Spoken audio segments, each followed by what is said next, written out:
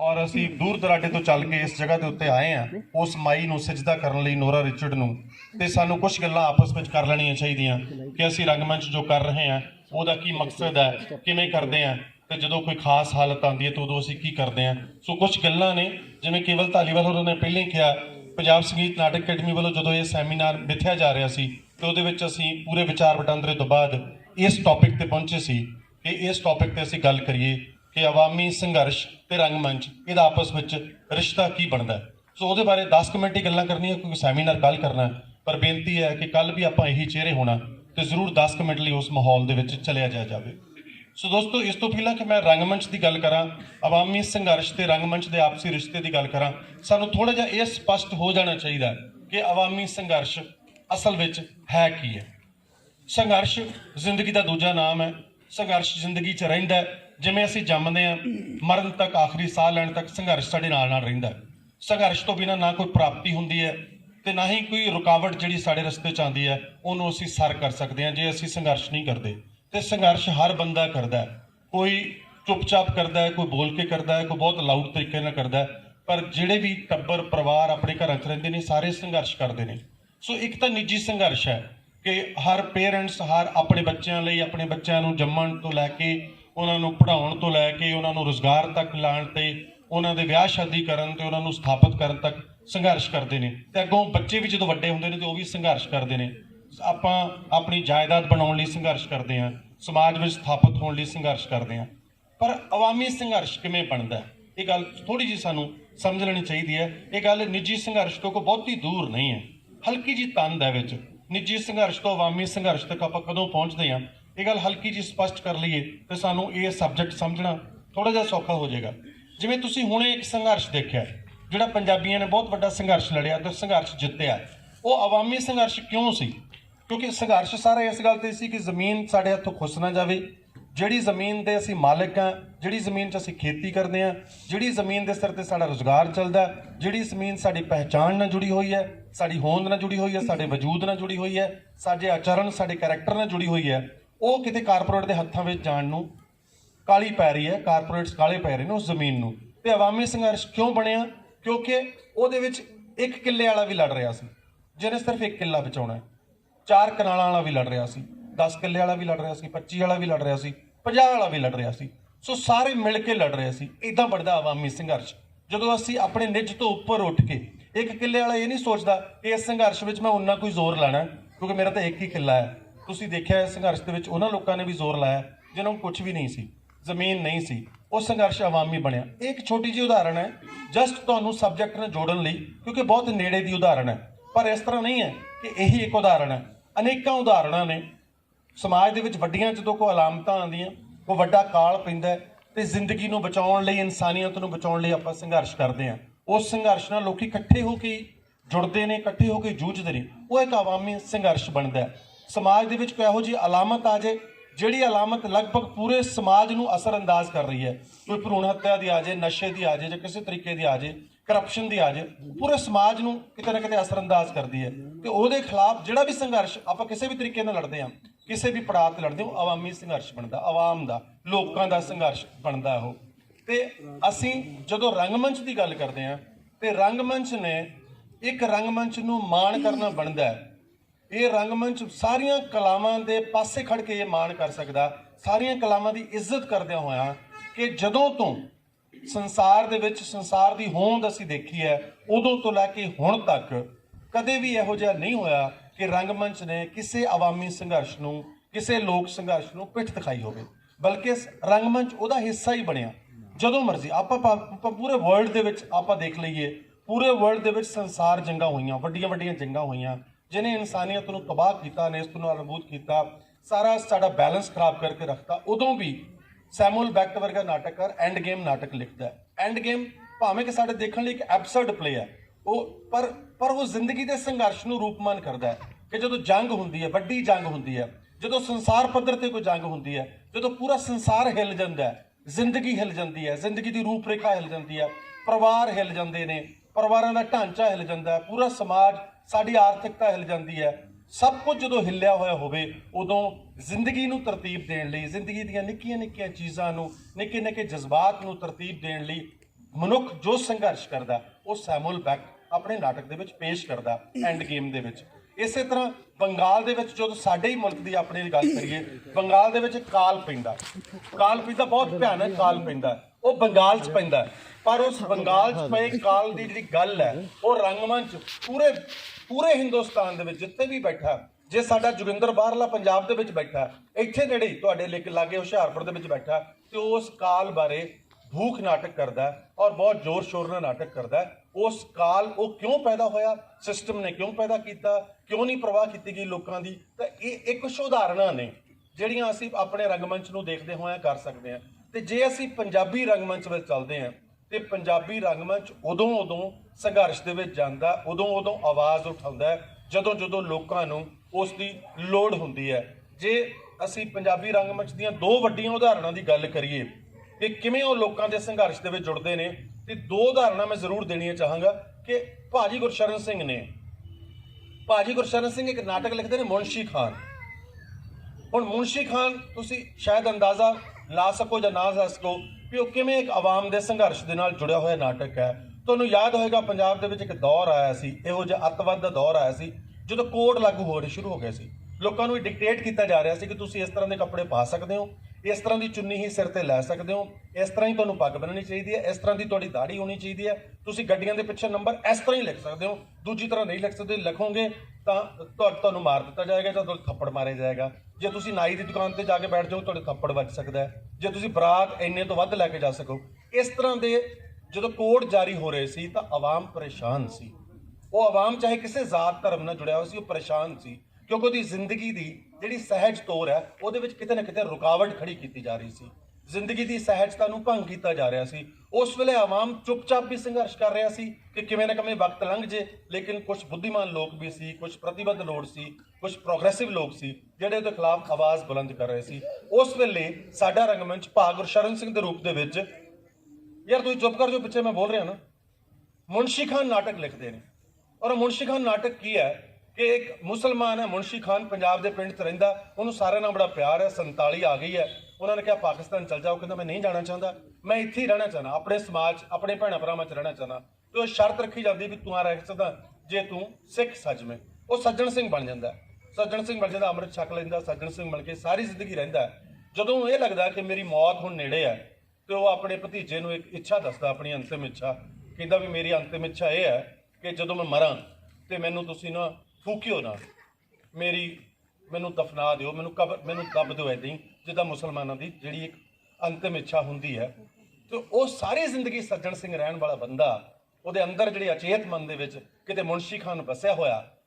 ਇਹ ਹੈ ਜ਼ਿੰਦਗੀ ਅਸਲ 'ਚ। ਇਹ ਹੈ ਜ਼ਿੰਦਗੀ ਦੀਆਂ ਸੂਖਮ ਪਰਤਾਂ ਜਿਨ੍ਹਾਂ ਨੂੰ ਰੰਗਮੰਚ ਫੜਦਾ। ਹਾਲਾਂਕਿ ਜੋਗਾ ਸਿੰਘ ਦੀ ਕਵਿਤਾ ਹੈ ਸਾਡੇ ਮਸ਼ਹੂਰ ਸ਼ਾਇਰ ਦੀ, ਤੇ ਉਹਨੂੰ ਭਾਵ ਫੜਦੇ ਨੇ, ਤੇ ਜਦੋਂ ਫੜਦੇ ਨੇ ਤਾਂ ਉਹਨੂੰ ਤੀਖਣ ਰੂਪ 'ਚ ਫੜਦੇ ਨੇ, ਇੱਕ ਵੰਗਾਰਦੇ ਨੇ ਮੰਚ ਦੇ ਉੱਤੋਂ ਕਿ ਤੁਸੀਂ ਜ਼ਿੰਦਗੀ ਨੂੰ ਕੋਡ ਦੇ ਵਿੱਚ ਨਹੀਂ ਬੰਨ੍ਹ ਸਕਦੇ, ਜ਼ਿੰਦਗੀ ਨੂੰ ਇਸ ਤਰ੍ਹਾਂ ਪਾਬੰਦੀਆਂ 'ਚ ਨਹੀਂ ਬੰਨ੍ਹ ਸਕਦੇ, ਜ਼ਿੰਦਗੀ ਨੇ ਜੀਣਾ ਹੈ। ਤਾਂ ਉਸ ਤੋਂ ਆਵਾਮ ਪ੍ਰੇਰਿਤ ਹੁੰਦਾ ਹੈ।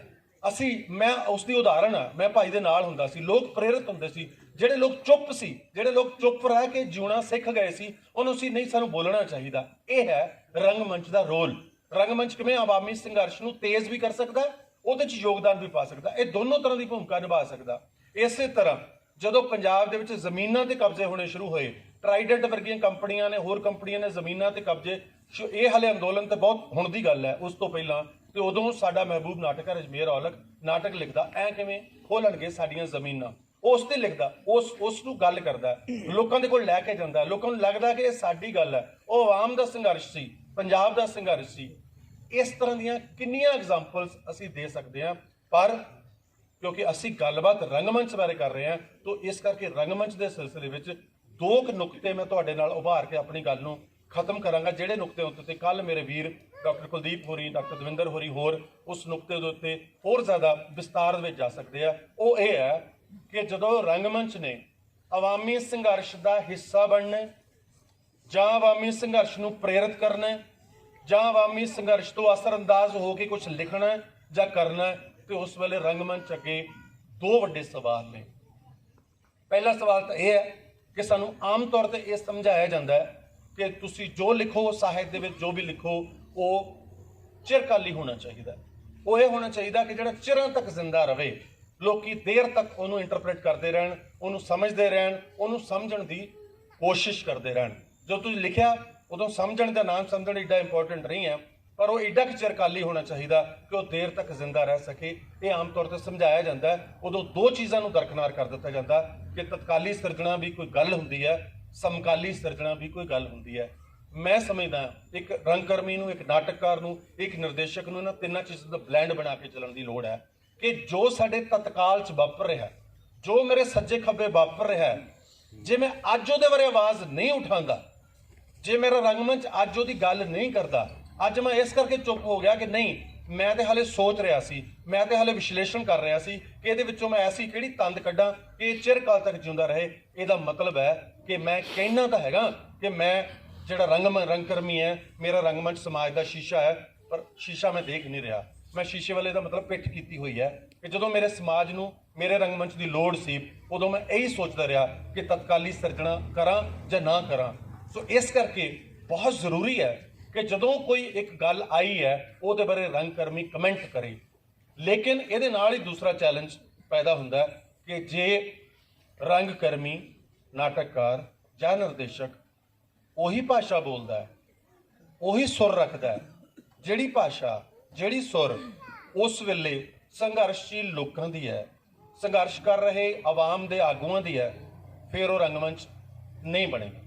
ਫਿਰ ਉਹ ਨਾਟਕ ਬਣਨ ਤੋਂ ਥੋੜਾ ਜਿਹਾ ਉਰਾਂ ਰਹਿ ਜਾਏਗਾ। ਸੋ ਮੈਂ ਸਮਝਦਾ ਇਹ ਦੋ ਵੱਡੀਆਂ ਚੁਣੌਤੀਆਂ ਨੇ ਜਿਨ੍ਹਾਂ ਨੂੰ ਸਮਝਣ ਦੀ ਲੋੜ ਹੈ। ਜੇ ਇਹਨਾਂ ਦੋਨੋਂ ਚੁਣੌਤੀਆਂ ਨੂੰ ਸਮਝਦੇ ਹੋਏ ਅਸੀਂ ਆਪਣਾ ਨਾਟਕ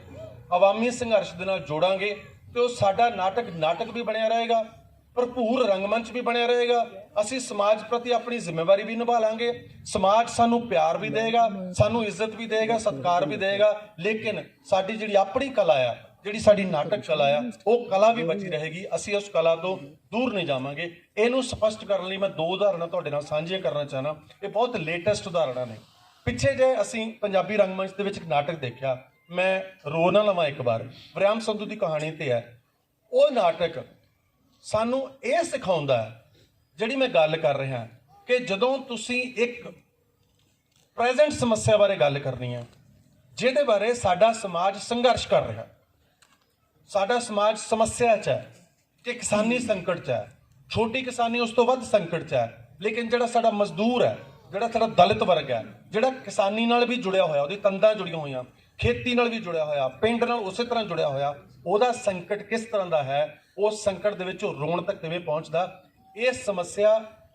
ਦੇਖਣ ਨੂੰ, ਯਾਰ ਤੁਸੀਂ ਫਿਰ ਬੋਲੀ ਜਾ ਰਹੇ ਹੋ, ਪਲੀਜ਼ ਰੱਬ ਦਾ ਵਾਸਤਾ ਚੁੱਪ ਕਰ ਜਾਓ। ਉਸ ਸਮੱਸਿਆ ਦੇਖਣ ਨੂੰ ਸਾਨੂੰ ਇਸ ਤਰ੍ਹਾਂ ਲੱਗ ਸਕਦੀ ਹੈ ਕਿ ਬਹੁਤ ਛੇਤੀ ਸਮਝ ਆ ਗਈ, ਲੇਕਿਨ ਜਦੋਂ ਰੰਗਮੰਚ ਨੇ ਸਮਝਾਉਣੀ ਹੈ ਤੇ ਰੰਗਮੰਚ ਨੇ ਆਪਣੇ ਤਰੀਕੇ ਨਾਲ ਸਮਝਾਣੀ ਹੈ, ਤਾਂ ਉਸ ਨਾਟਕ ਦੇ ਵਿੱਚ ਜਿਹੜਾ ਕੇਵਲ ਧਾਲੀਵਾਲ ਨੇ ਡਾਇਰੈਕਟ ਕੀਤਾ ਔਰ ਜਿਹਦੇ ਵਿੱਚ ਗੁਰਤੇਜ ਮੇਨ ਰੋਲ ਕਰ ਰਿਹਾ ਸੀ, ਕਮਾਲ ਦੀ ਖੂਬਸੂਰਤ ਗੱਲ ਉਹ ਸੀ। ਮੈਂ ਪੇਸ਼ਕਾਰੀ ਤੋਂ ਬਾਅਦ ਵੀ ਇੱਕਦਮ ਜਾ ਕੇ ਮੈਂ ਇਹੀ ਕੰਪਲੀਮੈਂਟ ਦਿੱਤਾ ਸੀ ਕਿ ਇਸ ਨਾਟਕ ਨੇ ਸੁਰ ਆਪਣੀ ਫੜੀ ਹੈ, ਸੁਰ ਆਪਣੀ ਫੜੀ ਹੋਈ ਹੈ। ਸੁਰ ਉਹ ਨਹੀਂ ਫੜੀ ਹੋਈ ਨਾ ਕਿਸਾਨ ਜਥੇਬੰਦੀਆਂ ਵਾਲੀ, ਨਾ ਦਲਿਤ ਸੰਘਰਸ਼ ਵਾਲੇ ਜਥੇਬੰਦੀਆਂ ਦੀ। ਸੁਰ ਰੰਗਮੰਚ ਦੀ ਹੈ, ਸੁਰ ਸਾਹਿਤਿਕ ਹੈ, ਸੁਰ ਲਿਟਰੇਰੀ ਹੈ, ਸੁਰ ਕਲਾਤਮਕ ਹੈ। ਇਸੇ ਕਰਕੇ ਉਹ ਨਾਟਕ ਤੁਹਾਡੇ ਜ਼ਿਆਦਾ ਦਿਲ 'ਚ ਖੁੱਭਦਾ ਹੈ। ਉਹ ਪਾਤਰ, ਜਿਹੜਾ ਮੇਨ ਪਾਤਰ ਜਿਹੜਾ ਤੁਹਾਡੇ ਸਾਹਮਣੇ ਸਟੇਜ ਤੋਂ ਵਿਚਰ ਰਿਹਾ, ਉਹ ਜ਼ਿਆਦਾ ਤੁਹਾਡੇ ਦਿਲ ਤੱਕ ਉਤਰਦਾ ਹੈ। ਤੇ ਤੁਸੀਂ ਇਹ ਗੱਲ ਭਲੀ ਭਾਂਤ ਜਾਣਦੇ ਹੋ ਕਿ ਜਿਹੜੀ ਚੀਜ਼ ਤੁਹਾਡੇ ਦਿਲ 'ਚ ਉਤਰਦੀ ਹੈ ਉਹ ਤੁਹਾਨੂੰ ਛੇਤੀ ਸਮਝ ਆਉਂਦੀ ਹੈ। ਕੋਈ ਬੰਦਾ ਅੱਧਾ ਘੰਟਾ, ਪੌਣਾ ਘੰਟਾ ਸਟੇਜ ਤੋਂ ਬੋਲਦਾ ਰਹੇ, ਜੇ ਤੁਹਾਡੇ ਦਿਲ ਦੇ ਅੰਦਰ ਉਹ ਗੱਲ ਨਹੀਂ ਜੁੜਦੀ, ਦਿਲ ਨਾਲ ਤੰਦ ਨਹੀਂ ਜੁੜਦੀ, ਤੁਹਾਨੂੰ ਸਮਝ ਨਹੀਂ ਆਉਂਦੀ, ਤੁਹਾਨੂੰ ਓਪਰੀ ਨਹੀਂ ਲੱਗਦੀ। ਰੰਗਮੰਚ ਲਈ ਇੱਥੇ ਚੁਣੌਤੀ ਹੈ। ਉਹ ਚੁਣੌਤੀ ਸਵੀਕਾਰ ਕਰਨ ਦੀ ਲੋੜ ਹੈ, ਆਪਣੀ ਸੁਰ ਫੜਨ ਦੀ ਲੋੜ ਹੈ ਕਿ ਮੇਰੀ ਸੁਰ ਕਿਹੜੀ ਹੈ। ਗੱਲ ਮੈਂ ਉਹੀ ਕਰਨੀ ਹੈ, ਮੇਰਾ ਫਰਜ਼ ਬਣਦਾ ਕਿ ਜੇ ਮੈਂ ਨਾ ਕੀਤੀ ਤਾਂ ਫਿਰ ਕਿਹਨੇ ਕਰਨੀ ਹੈ। ਗਾਇਕਾਂ ਨੇ ਸ਼ਾਇਦ ਨਹੀਂ ਕਰਨੀ, ਹੋਰਾਂ ਨੇ ਸ਼ਾਇਦ ਨਹੀਂ ਕਰਨੀ, ਲਿਰਿਕਸ ਲਿਖਣ ਵਾਲਿਆਂ ਨੇ ਸ਼ਾਇਦ ਨਹੀਂ ਕਰਨੀ, ਰੰਗਕਰਮੀ ਨੇ ਕਰਨੀ ਹੈ। ਕਿਉਂਕਿ ਸਾਡਾ ਰੰਗਮੰਚ, ਪੰਜਾਬੀ ਰੰਗਮੰਚ ਦੀ ਮੋੜੀ ਹੀ ਉਸ ਮਾਈ ਨੇ ਗੱਡੀ, ਸਾਡੀ ਨਕੜਦਾਦੀ ਨੇ, ਜਿਹਨੇ ਰੰਗਮੰਚ ਸ਼ੁਰੂ ਹੀ ਸਮਾਜਿਕ ਅਲਾਮਤਾਂ ਨੂੰ ਨਾਟਕ ਵਿੱਚ ਪੇਸ਼ ਕਰਨ ਤੋਂ ਕੀਤੀ ਸੀ, ਜਿਹਨੇ ਆਪਣੇ ਵਿਦਿਆਰਥੀਆਂ ਨੂੰ ਸਮਝਾਇਆ ਹੀ ਇਹ ਸੀ ਕਿ ਤੁਸੀਂ ਆਪਣੇ ਸਮਾਜ ਦੀਆਂ ਉਹ ਕਹਾਣੀਆਂ ਪੜ੍ਹੋ ਜਿਹੜੀਆਂ ਤੁਹਾਡੇ ਸਮਾਜ ਨਾਲ ਜੁੜੀਆਂ ਹੋਈਆਂ। ਪਰ ਨਾਲ ਹੀ ਉਹ ਮਾਈ ਇਹ ਵੀ ਕਹਿੰਦੀ ਸੀ ਕਿ ਜੋ ਲਿਖਦੇ ਹੋ, ਜੋ ਕਰਦੇ ਹੋ, ਮੇਕ ਇਟ ਬਿਲੀਵੇਬਲ। ਇਹ ਨੋਰਾ ਦੀ ਸਟੇਟਮੈਂਟ ਸੀ ਜਿਹੜੀ ਕਿ ਉਹਨੇ ਆਈਸੀ ਨੰਦਾ ਵਰਗੇ ਹੁੰਦੇ ਸੀ। ਮੇਕ ਇਟ ਬਿਲੀਵੇਬਲ, ਲੋਕਾਂ ਨੂੰ ਲੱਗੇ कि ये साडी गल हो रही है, ऐ ना लगे कोई ओपरी गल की जा रही है। ये एक चुनौती है। तो जी मैं एक एग्जाम्पल, मैं 2 एग्जाम्पल किया सी, दूसरी एग्जाम्पल मैं डरद्या दे रहा, अपने बारे गल घट करनी चाहिए। पर मैं किसानी अंदोलन तो पहला नाटक लिखा सी सम्मा वाली डांग, वो मैं नाटक किया, बहुत सारे शहरों भी किया, पिंडां भी किया। बाद लोगों को बहुत सारे की परसैप्शन ये हुई कि यह अंदोलन बारे लिखा हुआ नाटक है, पर अंदोलन तो पहला लिखा हुआ नाटक सी, अंदोलन के विच भी वो पेश होया। तो बहुत सारे लोगों की स्टेटमेंट ये सी नाटक देखने तो बाद कि असीं घरों जो सोच के आए सी नाटक वो नहीं सी, असीं ये सोच के आए सी कि अंदोलन बारे कोई गल होनी है, अंदोलन बारे कोई जो अंदोलन वो बारे नारे बजने, पर तो गल कोई होर सी। ये तो बहुत पिछों 47 तो लैके 65 तो लैके 71 तो लैके फौजी जिंदगी तो लैके खेतों की जिंदगी तो लैके मर्द औरत की जिंदगी बच्चों की जिंदगी तो लैके गल किते होर जाके फिर जाके किते मोर्चे ते आई है। सो दोस्तों, असीं जदों रंगमंच कर रहे हैं तो सानू अपना कैरेक्टर जो साडे आर्ट का कैरेक्टर है, जो साडी कला का कैरेक्टर है, जो साडा रंगमंच का कैरेक्टर है, उन्होंने बरकरार रखदे होया जे आवाम किसी भी तरह का संघर्ष कर रहा, चाहे वह राजनीतिक संघर्ष है, चाहे वह आर्थिक संघर्ष है, वो समाजिक संघर्ष है, चाहे वह किसी धार्मिक कट्टरता के खिलाफ संघर्ष है, किसी भी तरह का संघर्ष है, वो रंगमंच का योगदान पाना बहुत जरूरी है। रंगमंच का कमेंट वो आना बहुत जरूरी है, क्योंकि रंगमंच का कमेंट ड्राई नहीं आएगा, रंगमंच का कमेंट भिज के आएगा, दिल तो रूह तो भिज के आएगा। सो असी कि किसी भी आमाबी संघर्ष का रूप पकड़ना ਜਾਂ ਉਹਦੀ रूह पकड़नी है, ਵੱਡਾ सवाल साडे लिए है। मैं समझदा, मैं आस करदा कल जदों तुसीं सैमीनार 'ਚ गल्लां करोगे तो तुसीं इस नुकते बारे जरूर खुब के विस्तार नाल गल करोगे कि असीं किवें अवामी संघर्ष के रूप नूं पकड़दे होया भी अपनी रूह नूं भी पकड़ना, उस संघर्ष के रूप नूं पकड़ना, अपने करैक्टर नूं भी पकड़ना कि मेरा आर्ट किहड़ा है, मैं कौन है। जे मैं केवल धालीवाल हाँ तो मैं केवल धालीवाल रंगमंच निर्देशक हाँ, मैं कितना भी फिक्रमंद क्यों ना होवां। जे मैं साहब सिंह है तो मैं साहब सिंह बेसिकली रंगकर्मी हाँ, मेरी पहचान रंगकर्मी दी है, मेरी पहचान रंगमंच के राही ही जाएगी, मेरी कोई भी गल रंगमंच की खिड़की राही ही लोगों तक पहुँचेगी। तो उसनूं जिस दिन मैं छड़ देंगा फिर यदा मतलब है कि मैं अपने घर तो किसी दूसरे के घर जाके गल कर रहा, तो दूसरे घर वाले ने मैनू अपने घर च खड़े होके गल नहीं करन देनी। मैं अपने घर च विश्वास ना खड़ा होके अपने विहड़े च खड़ा होकर विश्वास नाल गल कह सकदा। जे मैं लोकां च जाना, लोकां वर्गा तो होवां पर अपने वर्गा भी रवां। ये कुछ सवाल ने जिन्हां बारे तुसीं विस्तार च कल गल करोगे। तुहाडा बहुत धन्नवाद। कुछ पेशकारियां होणीਆਂ, मैं अपनी गल नूं इत्थे ही खत्म करदा, फिर किते मौका जुड़ेगा तो इस गल बारे बहुत विस्तार नाल मैं गल करना चाहुंदा। कोई सैमी